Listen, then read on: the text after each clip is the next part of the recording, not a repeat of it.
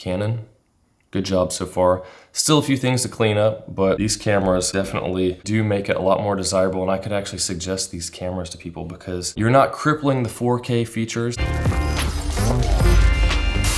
Hey, welcome to the channel where I help you to make good videos, and we're looking at the Canon R7 and R10 because Canon's finally fixing things, and the biggest thing that they've fixed is the 4K crop. Now, why is that a big deal? I remember getting the Canon M50, and I thought this would be a cool little camera, but I didn't realize how bad it really was because the camera had great autofocus when you're filming in full HD, worked fine, but then you switch to 4K, you get that massive crop, and with that crop comes not great autofocus because you can't use all the pixels on the sensor anymore. So if you wanted to use that camera in 4K, you pretty much had to use manual focus because autofocusing was terrible on it. You couldn't rely on it. You couldn't vlog in 4K for one because you're gonna be so zoomed in, you're not gonna be able to really see anything but your nose. But then the autofocus is terrible too. So they have fixed that. You get 4K at 24 and 30 frames per second with both of these cameras without a crop. Imagine that. Finally, they figured out, and the way they're doing that is downsampling from 6K, just like the old Sony camera's been doing for years. They finally fixed that and thought, hey, instead of all these other ways of cropping in to do 4K, let's just downsample,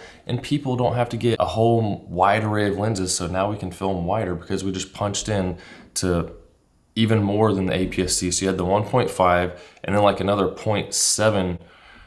It's ridiculous. So your 24 millimeter lens ends up being a 50 millimeter essentially. Of course, there is the crop in 4K 60, which I'd expect from a lot of cameras because that's a lot of data you're doing. There's gonna be some zooming in a little bit, not a big deal. I don't shoot in 60 frames per second much anyways, except for slow motion shots, so I don't really care, but keep that in mind.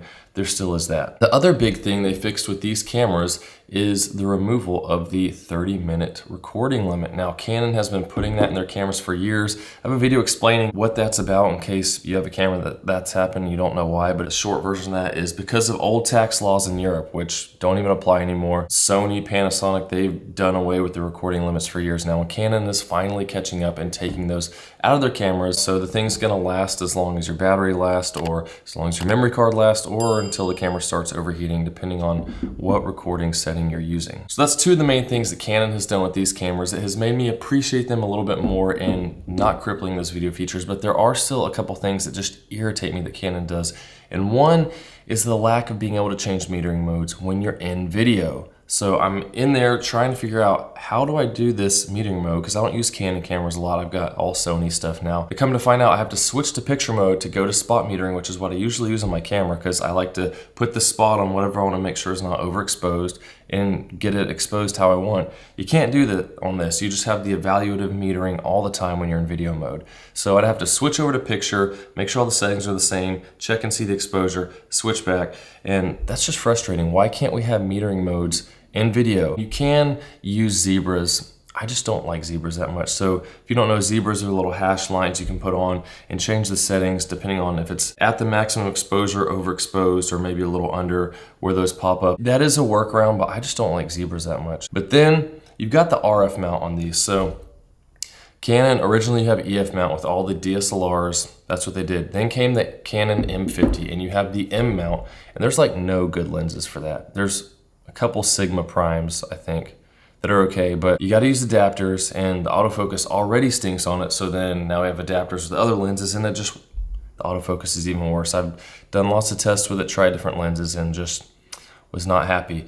So with this, you got the RF mount, which, you know, you can get stuff like this Canon 15 to 35 L lens 2.8, and it is like over $2,000 for this. So if you're going for, I think the R10's 1,000 or 950, something like that. And then the R7 is like 1,500, 1,400, something like that. I need to check the price again. But this lens is gonna be double the cost of the cheaper camera, and then, you know, even more expensive than the R7 still. So you're probably getting the cheaper camera because you don't want to spend a lot of money. So there's not a lot of good choices with the RF lenses. I think there's like the RF 50 millimeter, like they got the nifty 50 type of thing, but if you're using that on these cameras, you got the 1.6 crop of the APS-C, so then that turns into like an 80 millimeter lens.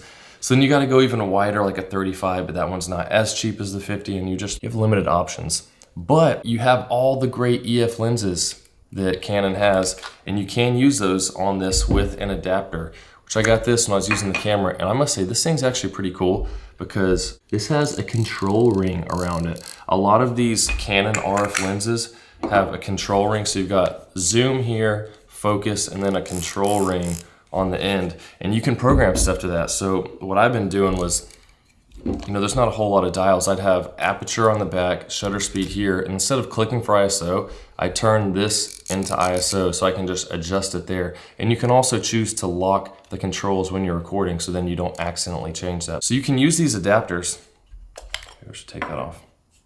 Let's try that again. So you can use these adapters, put it on there, then you got a great lens like this Sigma 18 to 35 millimeter, which I'm actually working on a video on this right now as a great lens for these cameras, but it does make the setup a lot longer and front heavy because it's a mirrorless camera, it's light. This is a DSLR lens, you've got the focus ring scale here, so it's not designed for this camera. However, every lens I've put on these things, cheaper ones, expensive ones, they have worked really great with the autofocus. Doing dolly zooms, I did with this Canon 17 to 55 millimeter, this great L series lens, and these perform just as well. I mean, this, how much is this? Like $800, something like that, and this one's like 22. So you've got really great performance. I was impressed. Like, I think these were doing even better than my Sony camera in some of these dolly zoom tests. So really surprised at how well they are. But like I said, this is really front heavy. I mean, it's actually kind of good. I like a little bit heavier camera when I'm filmmaking because it makes it more stable. So that's cool, but that ring is pretty neat. And then something else you can get with these, they've got different adapters that you can put ND filters in, which is really nice because then you don't have to get an ND filter for the front. If you got a bunch of lenses and you want an adapter with it, you don't have to have a ton of ND filters for all your lenses. You can have an ND filter built into your adapter. So then you slide that in there. It works with every lens you have. So that is a pretty cool feature you can do with that. But if you're interested in getting either of these cameras, I'll have them linked in the description. It doesn't cost you anything extra, but it does help out the channel if you buy through those. So Amazon, B&H, all that good stuff. And I've got lots of stuff on the channel to help you improve with your camera in the video realm. Got all kinds of videos with examples on how to use different movements for storytelling, aperture settings, shutter speed, ISO, how all these different things can affect your footage, the way it looks, framing techniques, all kinds of stuff. So check out those playlists and it'll really help you out. I also have a private Facebook group linked in the description where I can help you out there. But I hope that was helpful. Let me know what Canon camera you have or like or want to get, all that kind of great stuff. Subscribe if you're new, like the video, helps out a lot, and I'll see you in the next one.